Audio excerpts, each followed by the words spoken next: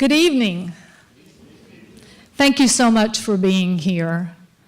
And a special thank you to Senator Butch Miller, Senator Renee Unterman, Emery Donahue, and Matt Dubnik, because it is their legislation that allows us to do a lot of the things that you will see tonight. So first, we're going to begin on the scope of the epidemic problem. The Surgeon General of the United States, when he was selected to be Surgeon General, he went home to his hospital. He wanted the nurses to know that he had been promoted to this wonderful new position.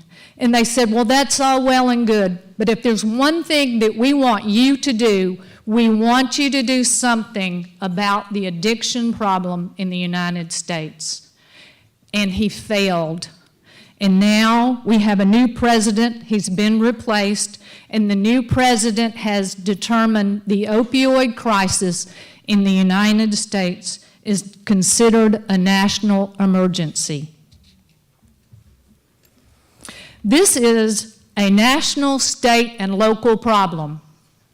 The United States comprises 5% of the world's population, and we take 80% of the drugs and 99% of the hydrocodone. We lead the world in illegal drug use.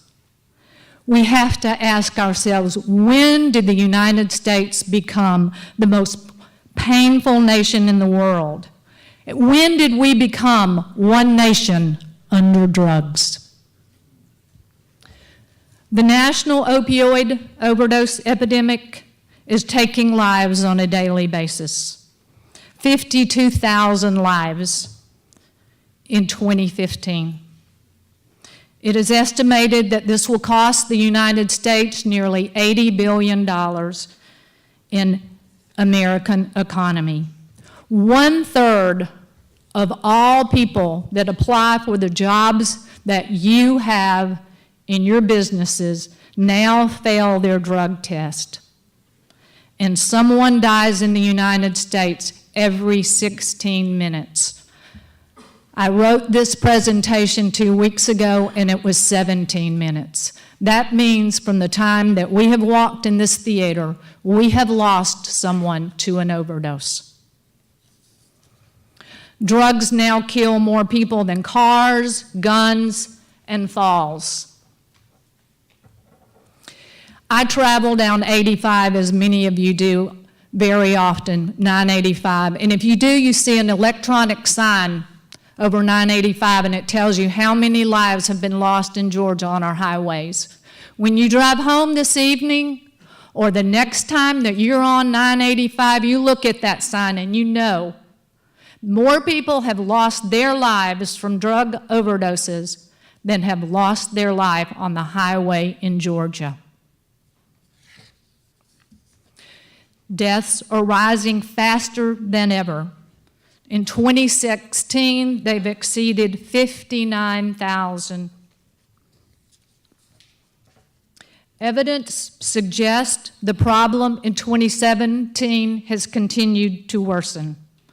2 million Americans are estimated to be dependent upon opioids, and an additional 95 million people use prescription painkillers. So as you go out this evening and tomorrow, when you see someone on the street using tobacco, you see them smoking or using a tobacco product, no, more people use painkillers than use tobacco.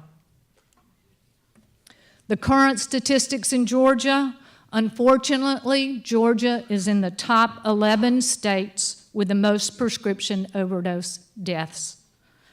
Now more than 1,400 deaths to overdose. And the map looked like this in 2015.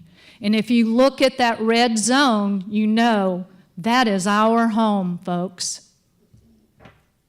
We've talked about what this looks like nationally. We've talked about what this looks like statewide. Let's talk about what it looks like here.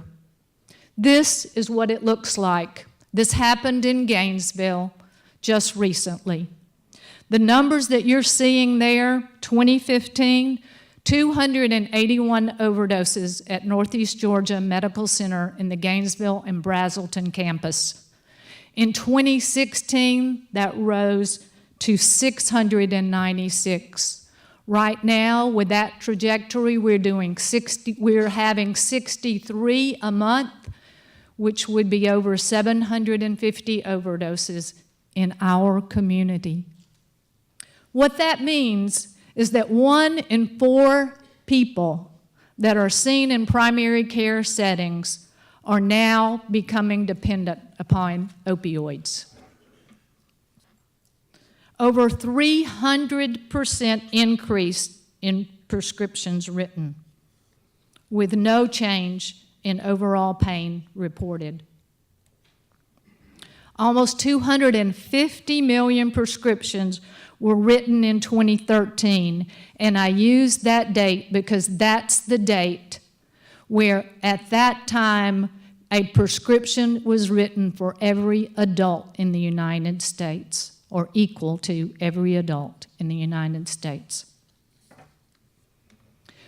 We lose 58,000 people a year. That's a Vietnam War. In all the period of the Vietnam War, when we lost our brave soldiers, our men and women across the United States, we lose the same number of brave men and women to the opioid epidemic.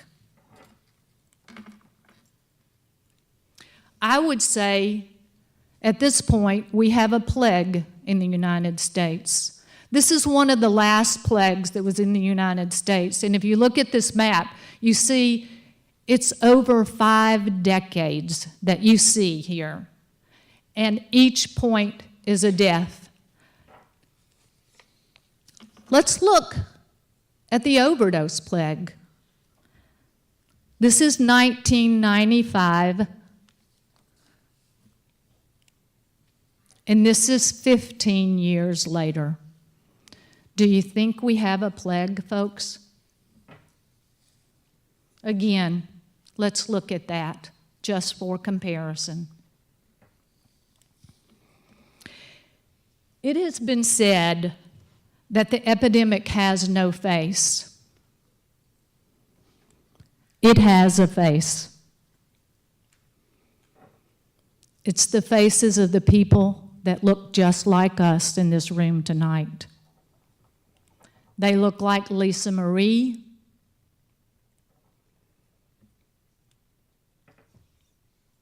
They look like Jason.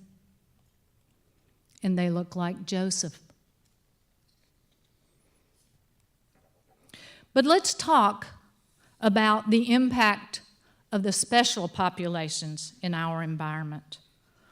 What we know is that 2,500 teens try prescription drugs for the first time each day.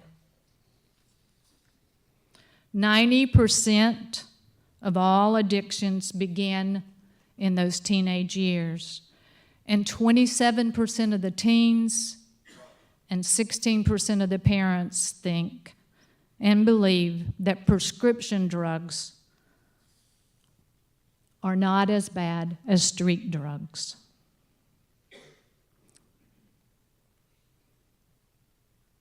Women are also a part of that special population that we're talking about.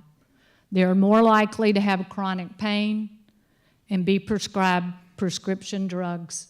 And as you can see, the increase in women is significantly greater. But let's talk about this face. We have said it has no face. This is the face of drug addiction. This is what our babies, this is what our neonatal intensive care units across the United States and at Northeast Georgia Medical Center looks like. They look like an inconsolable newborn. 1 in every 4 women that come to deliver a baby now have some form of opioid in their body. I'm not saying that they are addicted at that point, but if they are, then their baby looks like this. And let's talk about this, because these babies are in our neonatal intensive care unit in Gainesville, and the average length of stay for a newborn is 2 days. These babies stay 30 days because they're on methadone.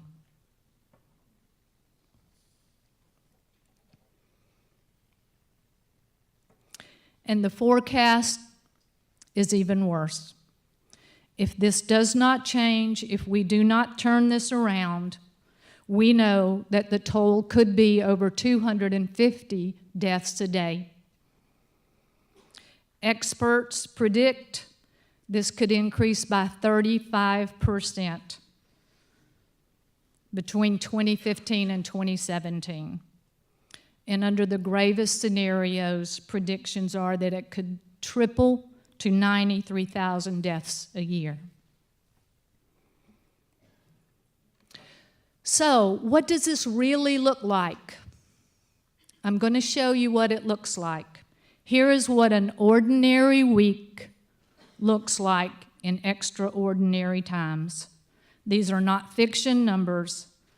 These are our neighborhoods across the United States. We are going to look at 1 week, the week of July the 10th through the 17th. And these are real, folks. Here's Monday.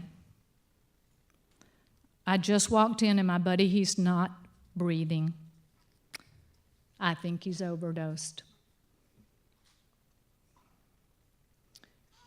At the end of Monday, 20 overdoses, 4 deaths. Tuesday, don't let this destroy you. The end of Tuesday, 18 overdoses and 2 deaths. Wednesday, and the end of Wednesday, 25 overdoses and 3 deaths. Thursday,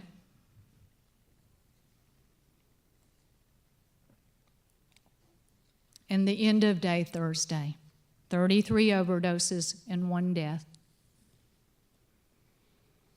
Friday, she looked bad. She didn't look like my mama.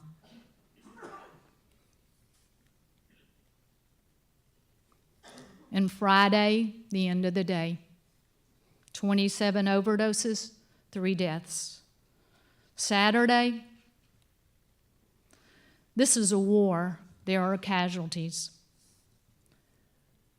End of day Saturday, 31 overdoses, no deaths.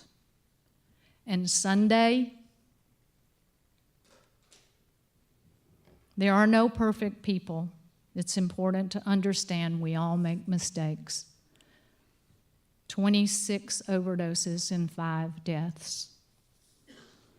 This is what an epidemic looks like in the United States, in communities across our great land.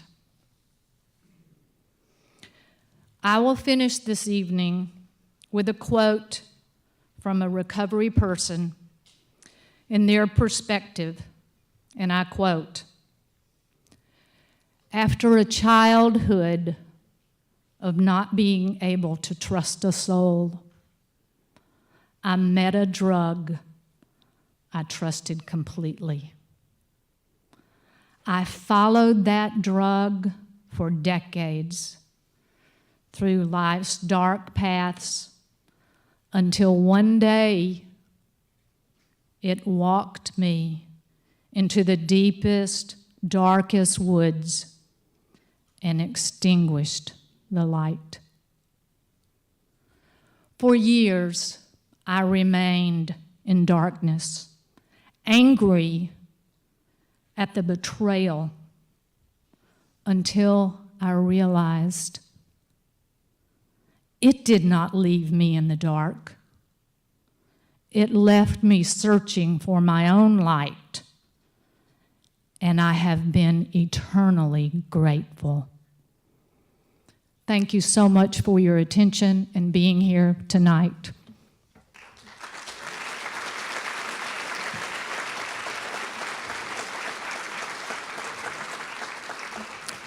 It is now my pleasure to introduce our keynote speaker, Dr. Susan Blank.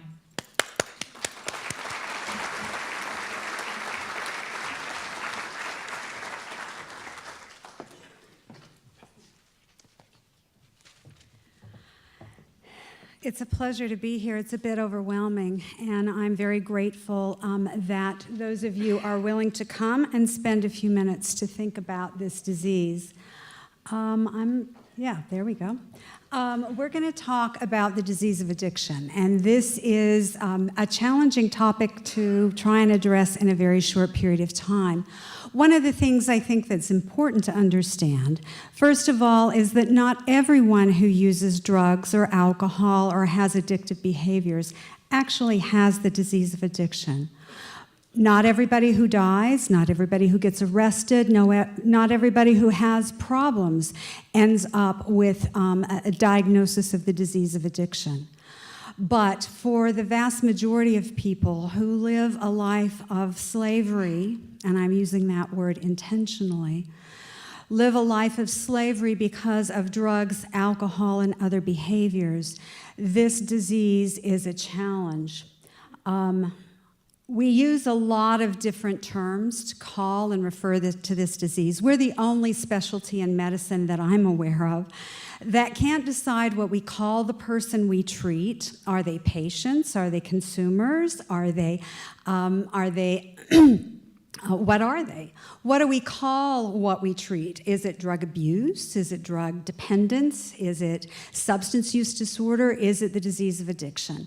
I prefer that term, and that's what we're going to talk about tonight. I'm going to use as our background to help us understand this disease, because I do want you, if there's only one thing that you remember as you leave here tonight, it's that this is a childhood brain disease.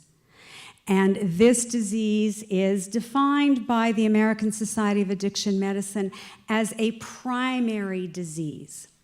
It is not a disease, as many of my other psychiatrist colleagues like to talk about, a disease in which, well, if we could just help this person not be depressed, or if we could just control their anxiety, then they wouldn't need to drink or use drugs. Now, certainly, many people drink and use drugs because they're depressed, but guess what? Just as many use them because it's a good time, and I'm having a great day, and this is a wonderful party, and let's take it to the next level. There are certainly contributing factors, and we have to think about that, but this is a primary disease. This is a primary disease like diabetes, like hypertension. This is a primary chronic brain disease. To think that you can go to a detox for 3 to 7 days, to think that you can go to a residential treatment center for 30 days and you're going to be good to go, problem solved, never have to face this again, is not realistic. We have to rethink and address this very big problem, which is we think of this as let's send our loved one off for treatment and then they're going to be just fine. No, this is a chronic disease. We cannot cure it, but we can manage it. It is also involving various pathways in the brain. This isn't a person who is weak-willed or has a character flaw or doesn't care or isn't trying. These are, the disease of addiction involves specific pathways in the brain. The reward pathway, that's what gets you hooked. And that's another important point for families and for loved ones to understand. Yes, when people begin using drugs, particularly opiates, they get high. They do.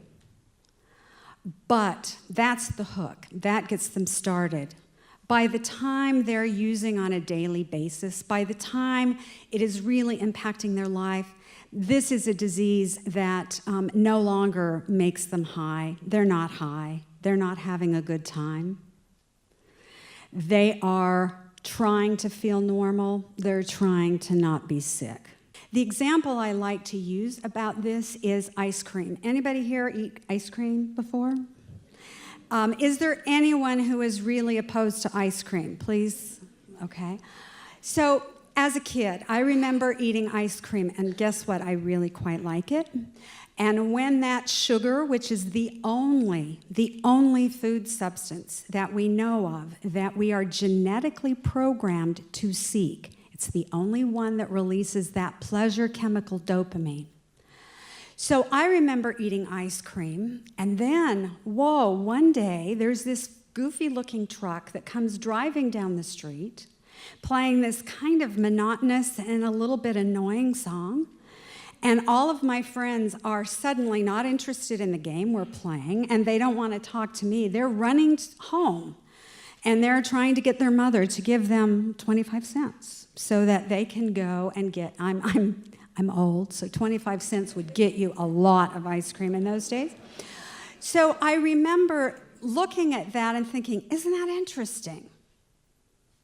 Now that's the motivation, that's the salient. Suddenly, playing is no longer important. I wasn't hungry, I wasn't thinking about ice cream, but the minute I heard that sound, the minute that I had that thought about ice cream, suddenly that's all that was important to me. Not my friends, not my family, not finishing the game. That wasn't important. What was important was getting that ice cream. And so when we think about the compulsion, that motivation, that continued to drive to do something in spite of consequences, that's what we mean by the disease of addiction. The other important point to understand is that before I knew ice cream, that truck had no meaning for me, right? That looked like any other delivery truck coming in the neighborhood. But suddenly that ice cream truck has profound meaning. Now I am associating ice cream with that little jingle. I'm associating it with this truck. And suddenly just thinking about that, my brain releases a little bit of the reward dopamine, and I am highly motivated to go do whatever I need to do to get my mother to give me that quarter so that I can get ice cream. That's probably a situation most of us have found ourselves in. It's not so far removed from what people with the disease of addiction are struggling with. And that is that the pleasure center got stimulated by something.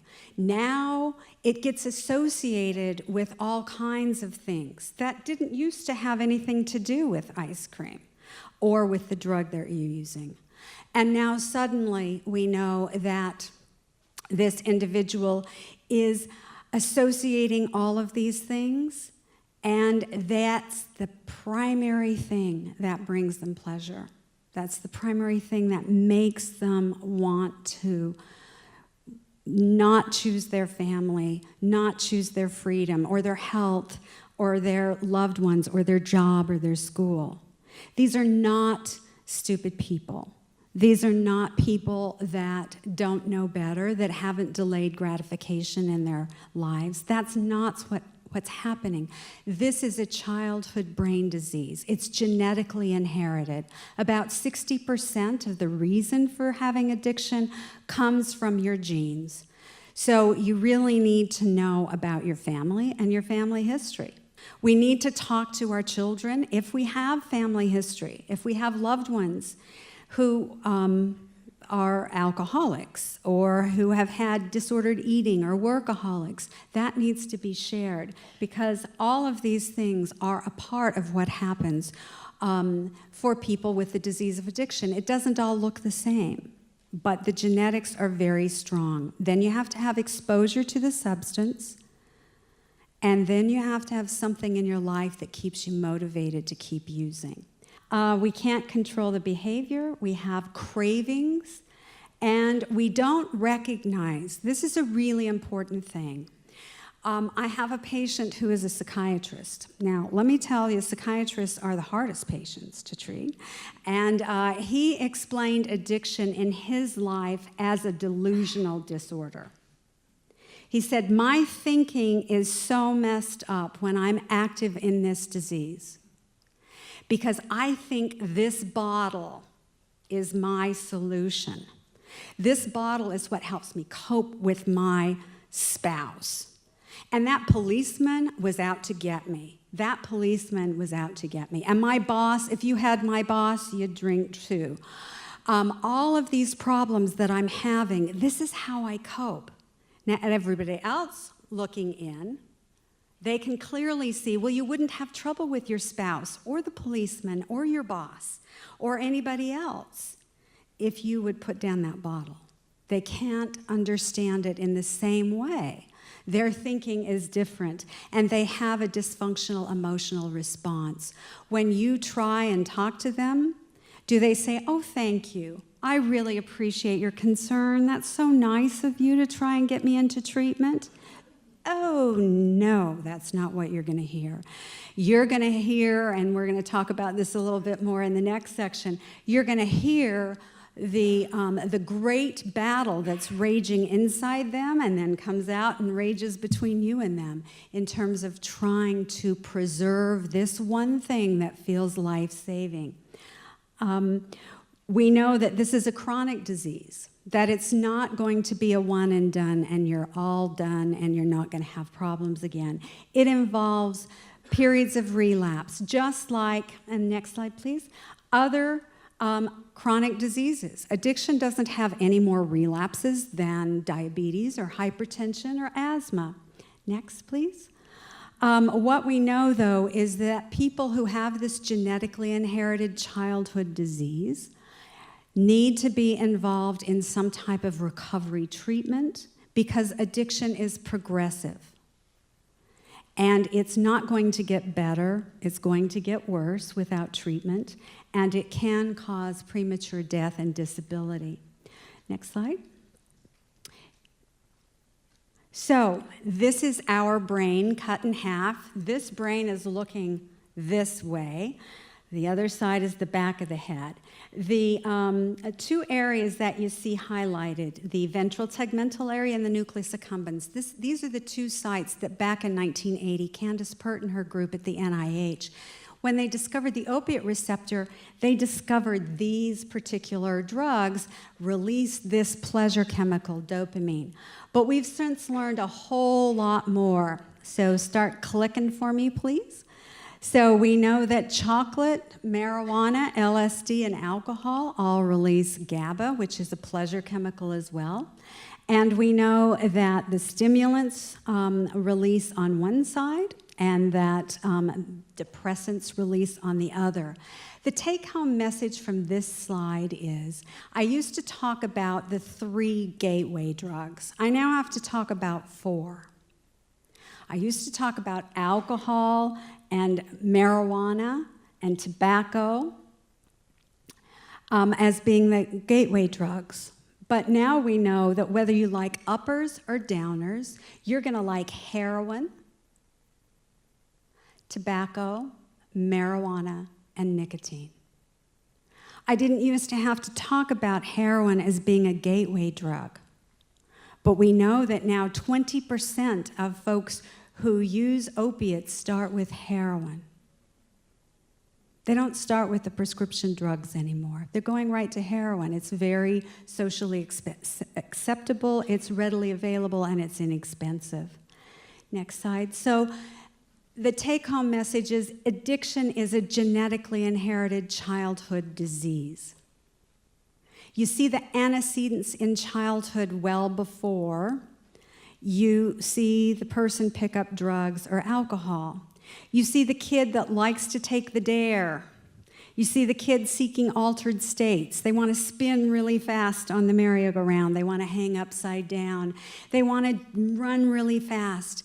They often are either the overachieving in terms of getting in trouble, or they're the overachievers in terms of having a lot of anxiety.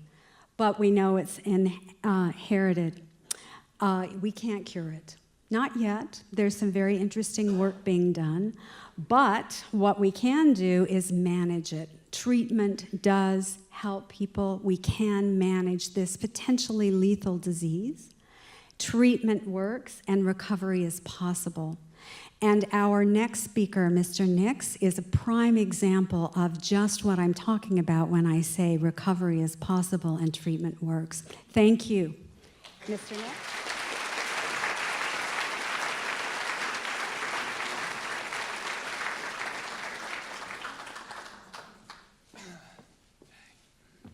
Jeez, there's a lot of y'all. My name is Avery Nix. I'm a person in long-term recovery, recovered heroin addict. Apparently I was born an addict. My childhood, I did a lot of that spinning stuff. I just learned something about myself. Had no idea. I just spun around in circles all the time. God, it's so good to see all y'all, and y'all come out and support the community. We really appreciate it. So yeah, it is. It's a genetic disposition. I think I was born with it. I'm just going to share a little of my experience, strength, and hope, and hopefully y'all can relate, or you know people that can relate. My childhood was pretty normal, guys. I grew up in North Hall area, went to Claremont High. No. From Claremont, Georgia, big town, about 20 minutes north of Gainesville. And yeah, my childhood was pretty normal. I like UGA football, right? My family I come from a pretty good line of addicts and alcoholics, and my family environment as a kid, I had everything that I could want as a kid, everything that I needed. I was sheltered, everything was fine. One thing wasn't okay with me, and I knew that really early on. There was this kind of nervous disposition that kind of was going on. I was constantly seeking other things to change the way I felt. Went to Walking Mountain Elementary School. Everything was fine. I was always the guy to try to fit in. I was the funny guy in school. I was doing all these things to, alter my mood. My first experience with drugs was morphine. I was about 12 years old. I claimed to be a big skateboarder, longboarder, snowboarder. I like to do all those kind of things. Everybody at 12 years old, any guy is, a future Tony Hawk. That's just what I was. So I broke my arm, went to the doctor. Anybody broke their arm in here? Anybody broke something? Okay, so y'all all familiar. When they go to the doctor, when you go to the hospital or whatever, they put a tourniquet around your arm, and they go to set your arm, hit you with morphine. They go to set your arm. Guys, I was 12 years old, and I'll never forget when they released that tourniquet. It was all that nervousness, all that disposition, all that noise that's going on. And I promise you, every addict's life that you know, every alcoholic's life that you know, went away at that moment. It was the first time that I felt relief, felt connected, I felt okay with me. And then I passed out. I was 5 seconds. But at that moment, I got all that clarity. Hindsight's 20/20. Anyway, I'd already begun to manipulate my folks for Tylenol 3 at 12 years old. Had the cast, everything was good, and I'm skateboarding down Holly Springs Road in Claremont, with a broken arm because I'm all hyped up on Tylenol 3. That's just how it was. I get the adverse effect to a lot of different substances, so I got a lot of pep from that, a lot of energy. So I started high school. About 14, went to North Hall High, played football, Bob Christmas era, right? Big Bob, he's a great guy, phenomenal coach, and that whole program there at North Hall. I got introduced to Oxycontin. I was about 15. It was homecoming, and just your normal homecoming night, I guess. We had our homecoming game Friday night. I think we beat Chestatee. It was a really good night.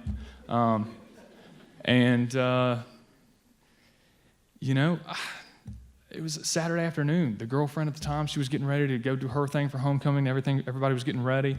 We're all about to meet up at, a buddy of mine's house, and everybody's about to take homecoming pictures and stuff. And because of my, how do I put this? Terminal uniqueness, okay? I wanted to be the guy to supply the alcohol for pregame, for homecoming, right? 15 years old. And so I'm calling my buddies who I thought were out there already, and I asked them, and they said, dude, how about you get some of this Oxycontin? They were OC20s at the time before they were abuse-proof. And he said, how about you get some Oxycontin, and you'll be able to lay under the radar. It'll be cool, no big deal. And at this point, I'd already smoked some weed and drank, so I thought, why not? This will be cool. So that's what I did. I took a half of one. That same feeling 3 years prior to that with the morphine when I broke my arm came right back, dude. I got connected. All of a sudden, everything was okay again. Everything was okay in the world. I was connected with the people I was around.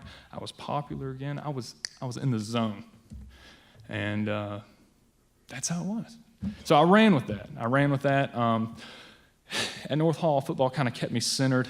If any of y'all are familiar with Men of Summer, there was a lot of consequences if you were going to use and drink and stuff. So the consequences at the time were too great for me to really want to continue to use all the time. So football really kept me centered. It also altered my mood because I enjoyed the small town fame. I enjoyed being in the paper every Friday. Apparently I still do. So, you know, it worked out really well for the most part. You know, when football was over with, my using and my addiction had progressed. Susan, she told it Blake, Dr. Blank did. I had about, I don't know, between 17 and 18 years old, football was getting over with, graduated in 2009, and at this point, I'm using intravenously. I was drinking pretty heavily, 4 nights a week at least, using benzodiazepines, Xanax, Valium, Klonopin, things like that, and really just doing whatever I could to stay high.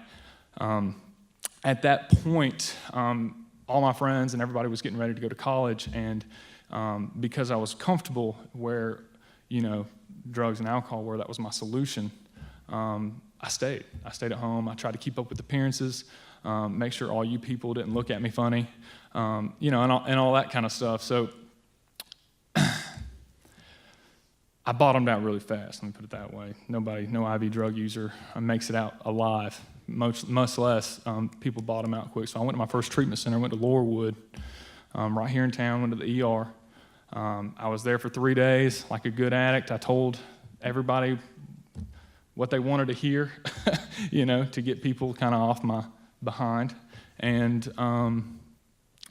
that's what I did. I went to my first 12-step meeting, and got introduced to me at the time, and still is in a lot of ways the solution for me. And it was the first time in my life where I identified with people like me that were being active members in recovery every day.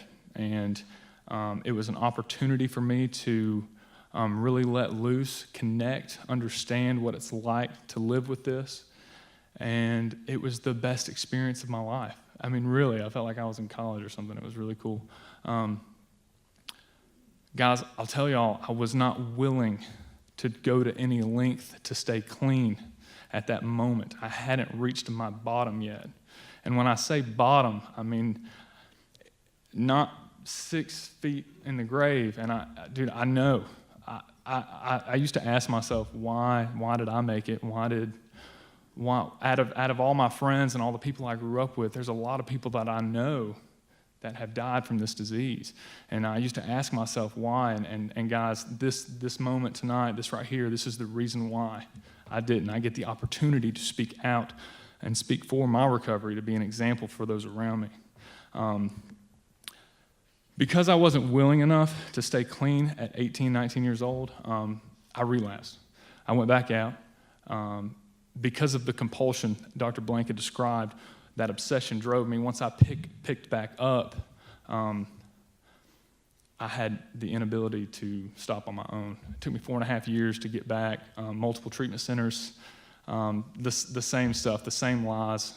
You guys here, I'm sure, from your addict, your alcoholic, all those empty promises that they've broken, that was me. That was me. Jeffrey Gay passed away in 2012. It was the same night my daughter was born. It was a mix of emotions. I was in active addiction. About 3 months before that, I went down to the Bluff. I think we all know what that is. Went down to do some heroin for the first time. Never done it. Went down there, did a little, got a little blue, came back, thought, I'm good. I survived that. I didn't really know what I was doing, did a little more.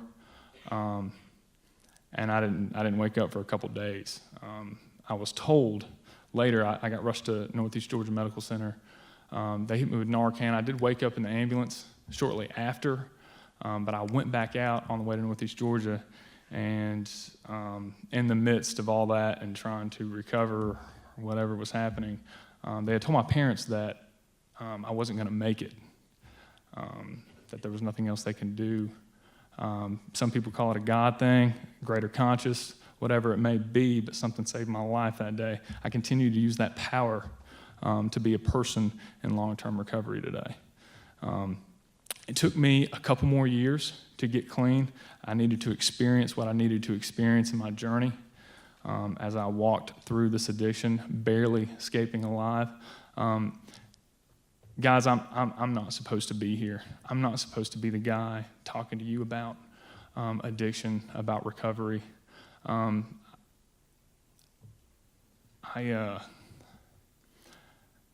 need this.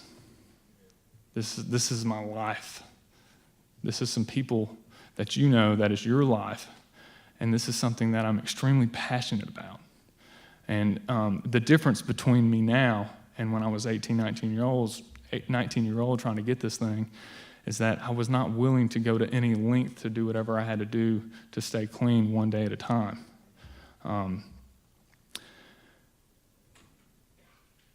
love you guys, and I really appreciate all you guys coming out tonight. Thank you for being a part of my story and my journey. Thank you.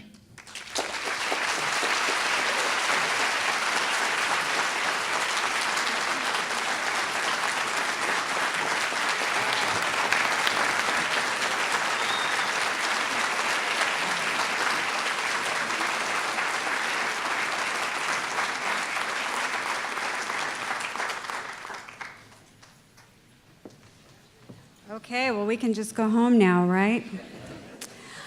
Thank you so much. That was a beautiful story and a real story, and a story that probably many of you in here could also share and talk about. A couple of things that he said that I think are really important, and that is that if you are an earth person, which means you don't have the disease of addiction, the way your brain experiences drugs and alcohol is very different than other people. Most people, when they take an opiate, we've got some pain management docs in here, our co-chair of the Think About It campaign initiative. I think we're supposed to change it. Dr. Slack could tell you that when most people take an opiate, they're grateful to pain relief. But it makes them feel depressed and sluggish. They can't think. They just want to sleep. They get constipated. They might throw up. They itch a lot. And after a few days, people will often say, thanks, doc. Appreciate the pain relief, but I don't want these pills anymore. And that's why the number one way in which people get pills to start with is from the family medicine cabinet. Because most people take a little bit and then they leave the rest of them in the cabinet, and that's where the kids get them. So please pick up one of these safe storage and disposal of medications. This is one of the things that you can do. I don't know if my slides work, do they? We'll see. I'll try. Oh, cool. Wrong. Oh, here we go. Okay, so the way that people who have the disease of addiction, if they take an opiate, guess what? As Mr. Nix talked about, gave him energy, makes him euphoric, Superman. He can do whatever he wants to do. It's a different experience. They have energy. They feel good. That's not how most people do.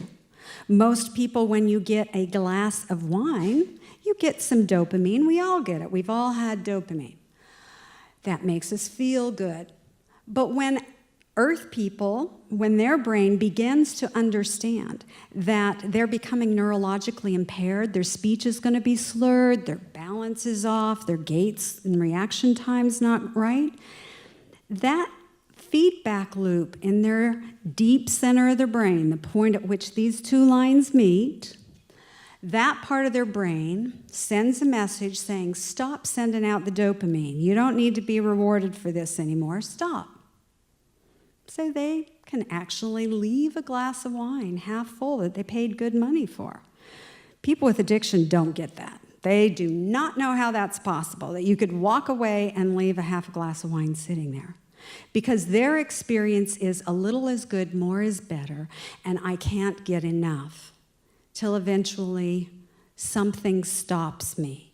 Not because I say I'm ready to stop, but because I get caught, my dealer gets busted, my mama finds out, I overdose, something outside them stops it. It's a different experience. Their brain is different, and you have to understand that. So the first rule of how to deal with this disease is you need to learn all you can about the drugs, about the disease, about your own family history, about your own genetic list. Knowing the symptoms of intoxication and withdrawal. One of the things that's not hilarious, because it's not too much hilarious about this disease, but very interesting, is that most of the time, family members think that their loved one is using drugs when they're actually in withdrawal. When they're sick and they're grumpy and they're irritable and they don't want you around and get out of my face, they think, oh, they're using. Guess what? No, they aren't. They're in withdrawal. When they're happy and content and kind of chill, that's when they're using. You need to know what their eyes look like. You need to know what the paraphernalia looks like. There are lots of different sources to find this information. SAMHSA, great information, not only about the disease of addiction, but where to find treatment. The Council on Alcohol and Drugs, their drug abuse prevention program. The Think About It campaign, which co-sponsored this piece of information, and very important, and we thank all the folks here who are part of that, and Dallas for all of the work that he's done. NIDA, the National Institute of Drug Abuse, lists the drugs out separately. Shows you what they look like, where to get them, what the names are that your loved ones may be calling them. The DEA, scary word, but they often have very good real-time information about drugs. You need to learn about that. Rule number 2 is don't feel comfortable if your child or your loved one is just using alcohol or pot. I hear that all the time. Well, it's just pot. Well, let's just say pot is a big problem. Alcohol is a big problem. And you can't be content that it's just pot or just alcohol, because we know that the correlation between people, not everybody who uses pot or alcohol is going to have a problem with heroin. But I'll bet, am I right? Most people who use heroin have also used alcohol and pot before. So don't think that it's just that. That's something serious to think about too. There's a wonderful book called The House of God by Samuel Shem, and it's a rule that doctors live by as they are going through internship. And the third rule of the House of God is take your own pulse first. If you are dealing with someone that you are worried about has a problem with drugs or alcohol, you need to make sure that you yourself are doing what you need to do to take care of yourself. Just like the airline says, put the mask on yourself first before you help somebody else. Make sure that you are okay. And you can do that by asking for help. Rule number 4, ask for help. There are others that have experienced this, that have walked this path before you. The problem about the anonymous nature of 12-step recovery, for example, is that you may not know that your neighbor or your doctor or your fireman may also have this disease and may be in recovery. But you can ask for help. Addiction is a disease that thrives among secrets and by itself. People withdraw, they don't want to talk about it, they hope it goes away. But you have to know that you have to be strong for your loved ones, and that you have to be able, in spite of their anger, in spite of their insistence that everything's okay, you have to have the strength to be able to do the next right thing.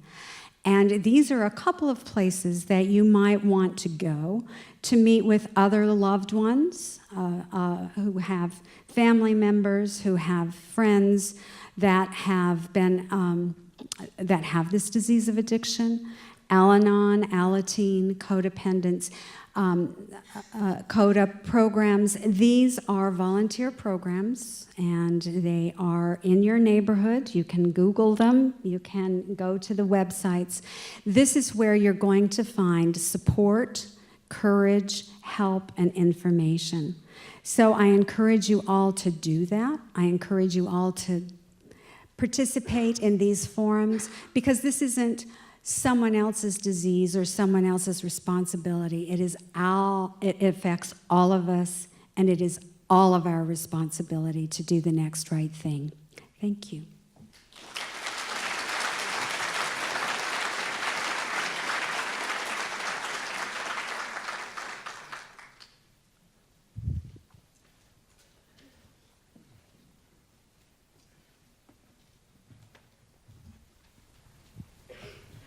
So it's the greatest healthcare crisis in modern time, maybe going back 100 years.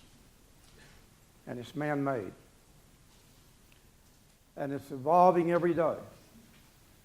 And we have to make decisions as to whether we want to change this or whether we want to live with this.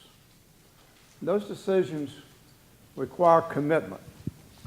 They require everyone to say, I have a part. As long as it's someone else's problem, it will always be a problem. So before I start, I want to ask you a question. Last January, when the Falcons were headed to the Super Bowl, and we got all fired up, and we were all committed, there was a rallying cry that they used. What was that rally cry?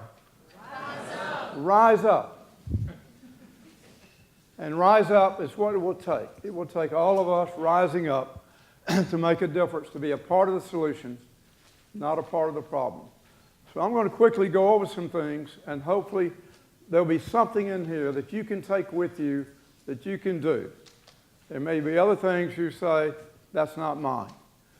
So, looking at some of our community efforts here locally, we are now starting a parents recovery network. We have a wonderful, caring community here in Gainesville. We're so blessed to live here.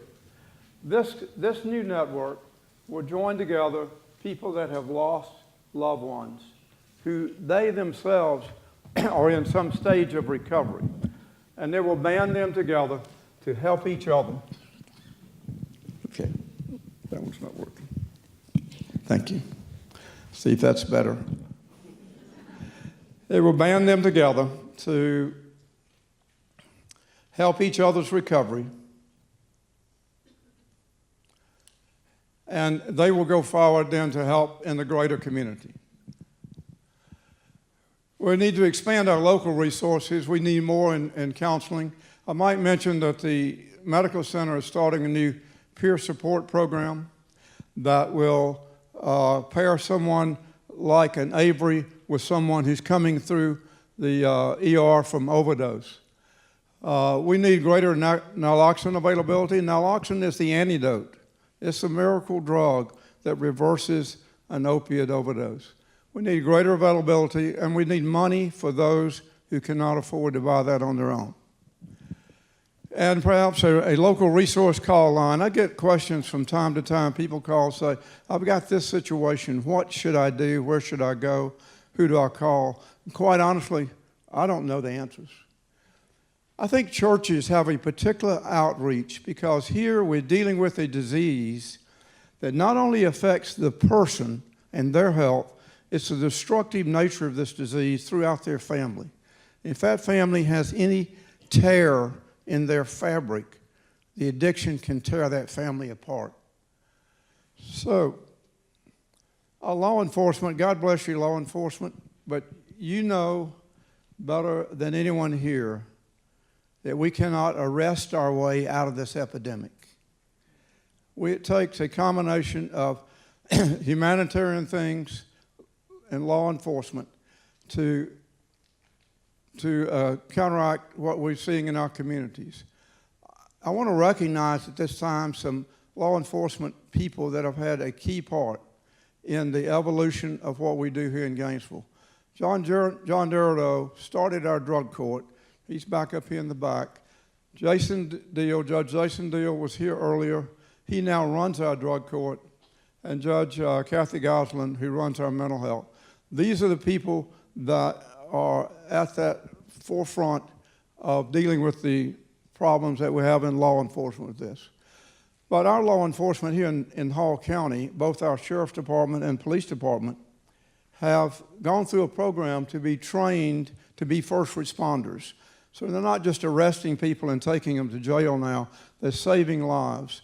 And through Project Dan, if they were trained and equipped with naloxone, here in Hall County, they have used those naloxone kits 24 times in the last 2 years.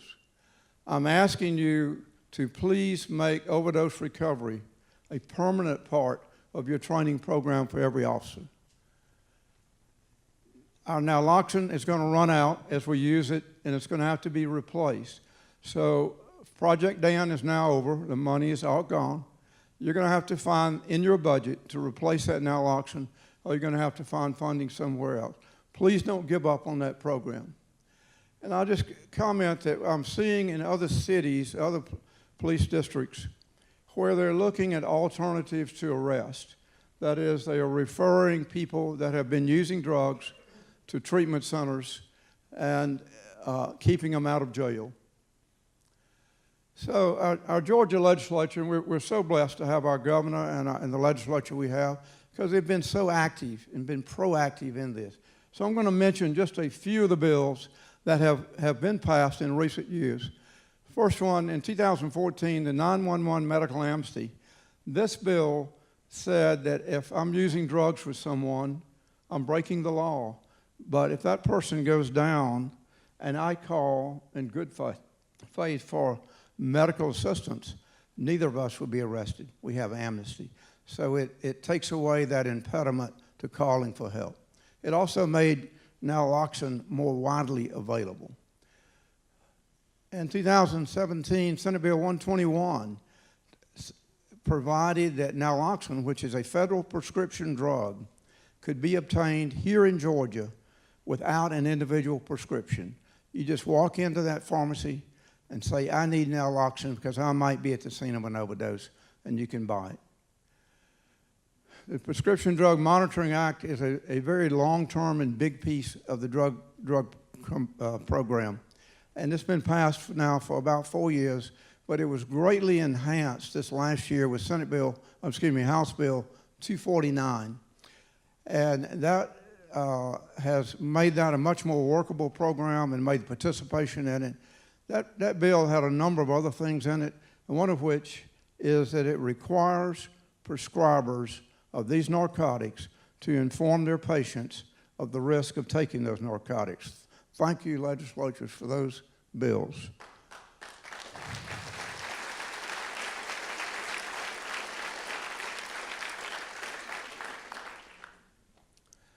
So I'm going to give you a little laundry list of other things I think that both federal and state should take a look at. We can't spend enough money to buy us out of this epidemic, but we can provide money for treatment for those that are suffering and have nowhere to go.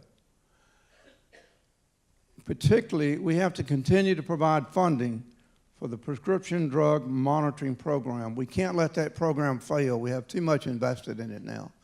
And I hope that that program will soon cross over state lines so that we're networking with other states on who's writing prescriptions, who's getting prescriptions filled, and tracking the abuses in our system. Let me explain this one. We have a situation today where at the federal government level, healthcare people in some cases are being paid on outcome, and they're being paid on patient satisfaction. Sounds like a good idea, but pain is one of those things of patient satisfaction. This is at counter purposes with reducing the amount we prescribe, and at the same time, that healthcare provider is saying, this person may give me a bad report, then I don't get paid. That type thing, that's at the federal level, needs to come out of the system. It's counterproductive. And here's the big one. There's no question that the history of this 20-year epidemic, that prescription pain pills have been and still are the driver of the epidemic. And only when we reduce the number of prescription pain pills that are in circulation will we have any hope of reducing this epidemic.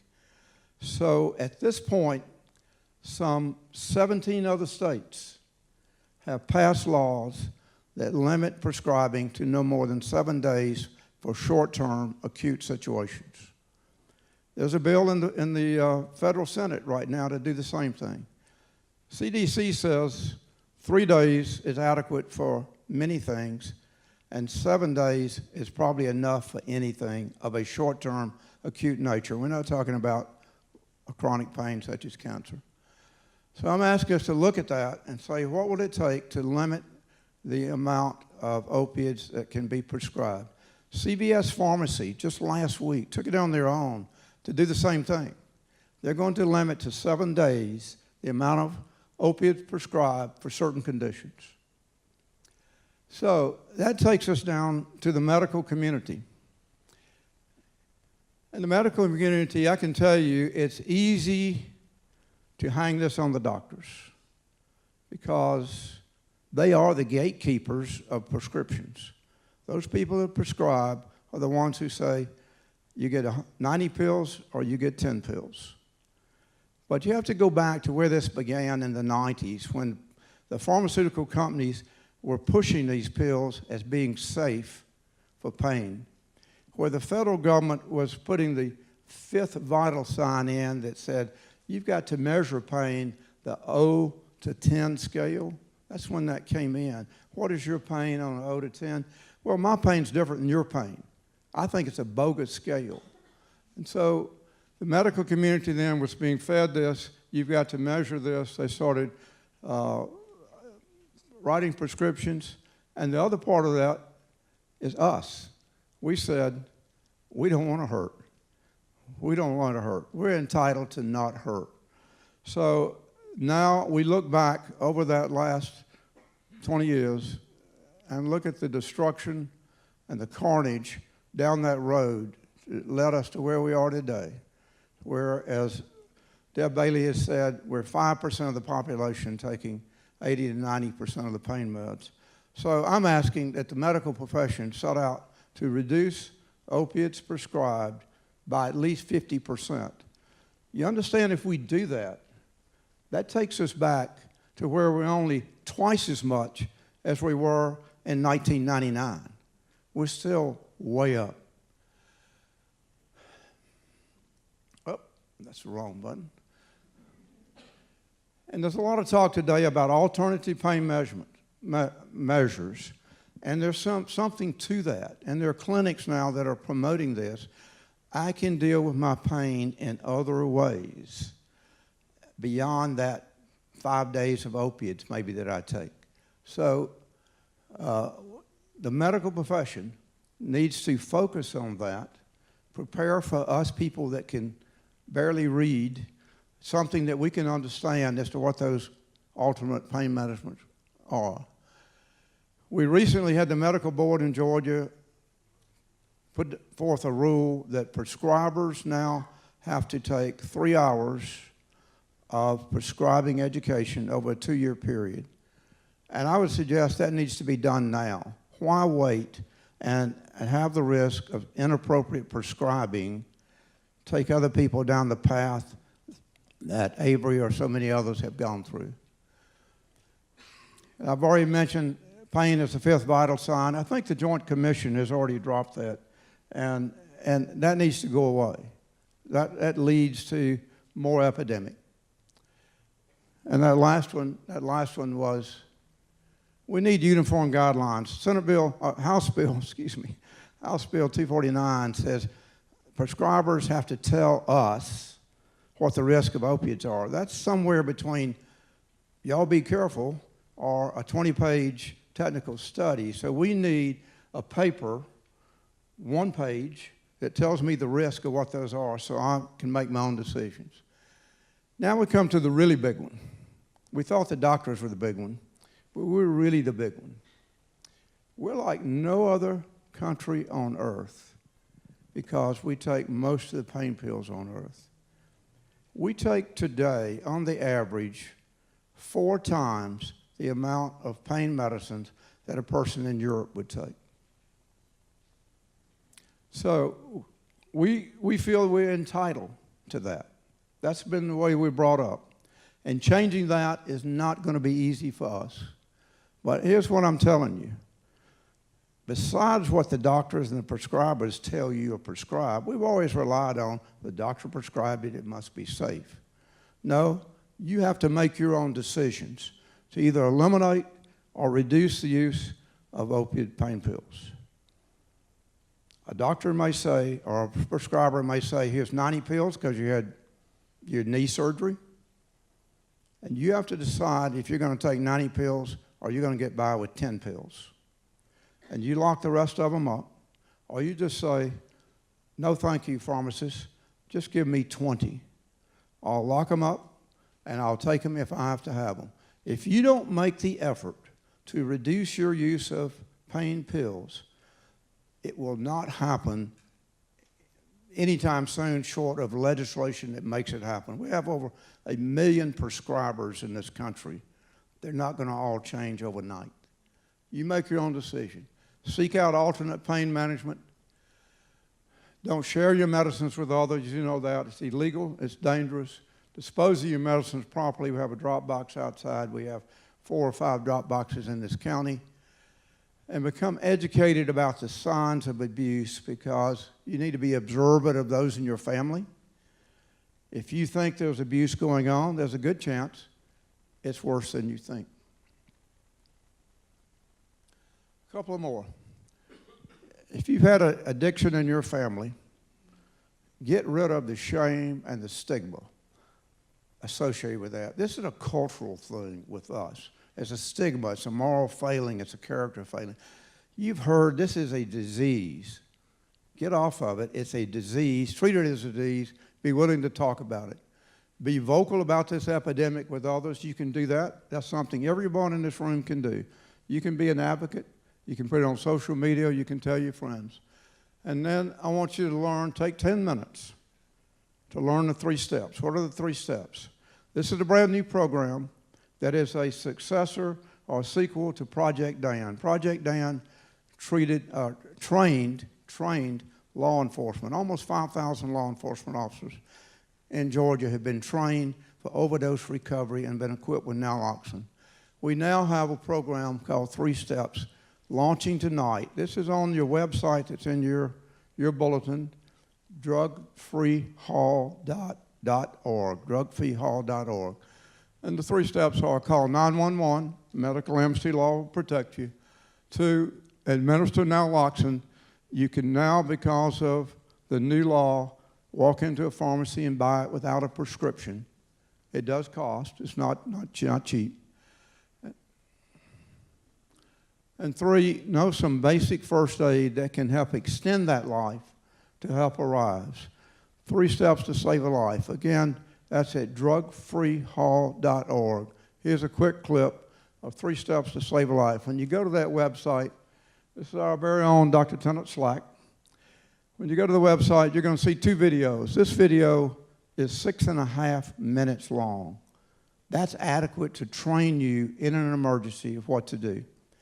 The second video that will be on that website is about 25 minutes long, and it's the one that we use to train law enforcement. Take time to watch this video, and then the second part of it, well, I'll hit that button again. The second part of it is a phone PDF. So I have on my phone a checklist. It goes with me everywhere. And this checklist has steps. And this leads me through exactly what I need to do in the event of an overdose. So I've watched this 6.5 minute movie. I've learned from that. I carry this with me everywhere I go.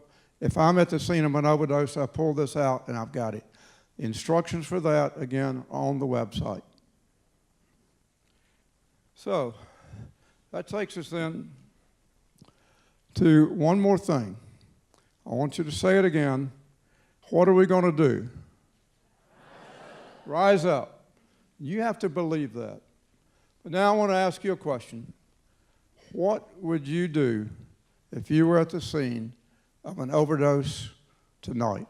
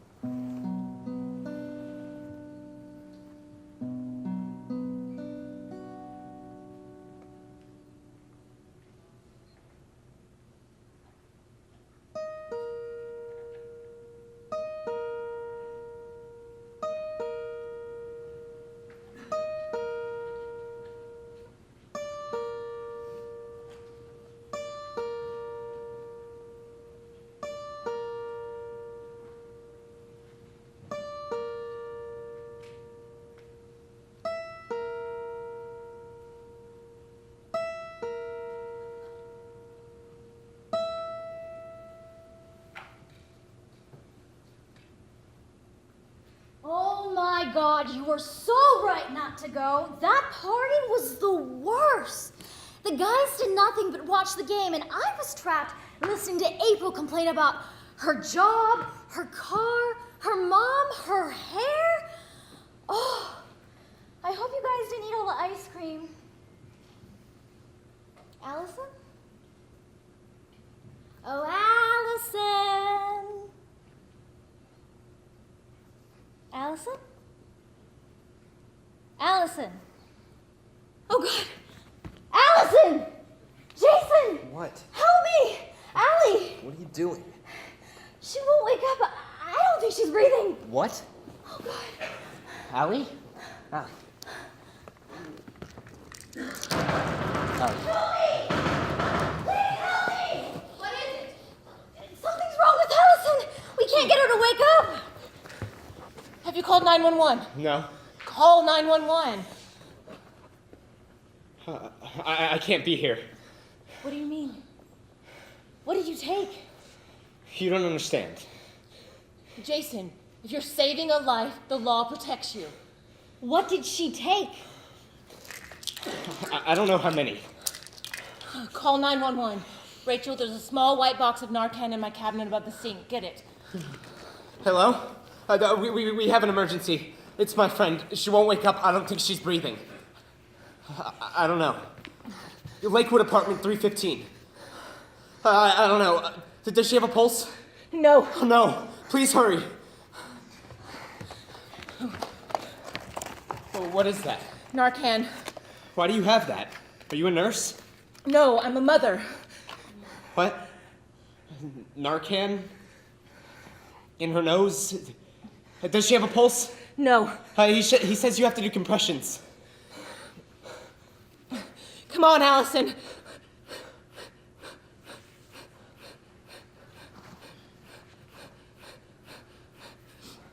Oh, God, please, Allie. Go and look for the ambulance. Come on.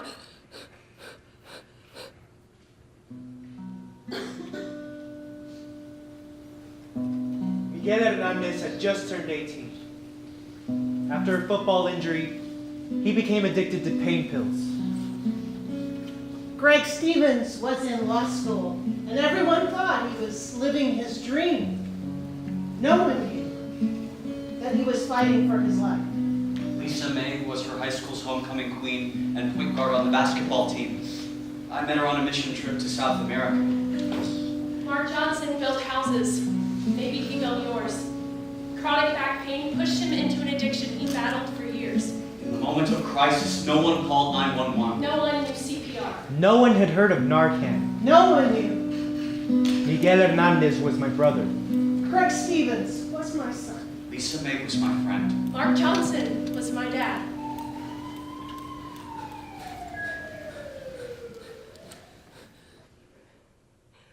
Come on. Oh, they're here. Oh, it's okay. It's all right. It's gonna be okay, Allison.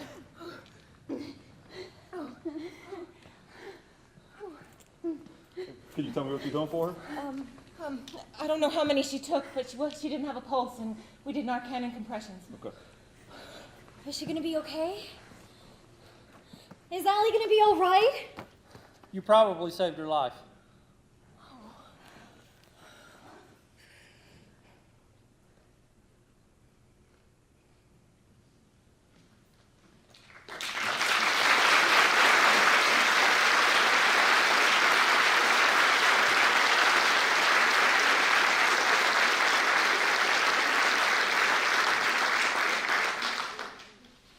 I'm going to ask you to do one more thing.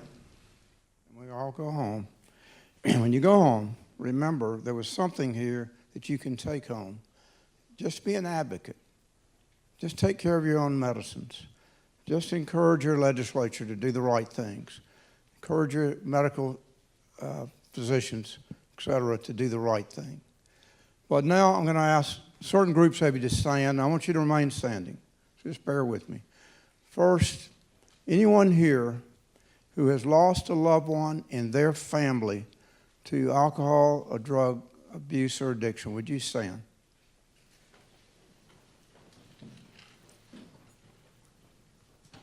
Anyone here whose family, near or extended, is still dealing with that drug and alcohol abuse and addiction, would you stand?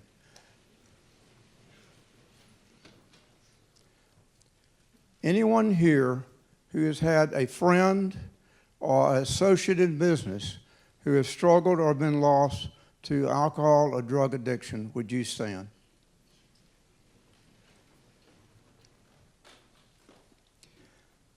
This is the face of the addiction. Thank you all for coming. Good night.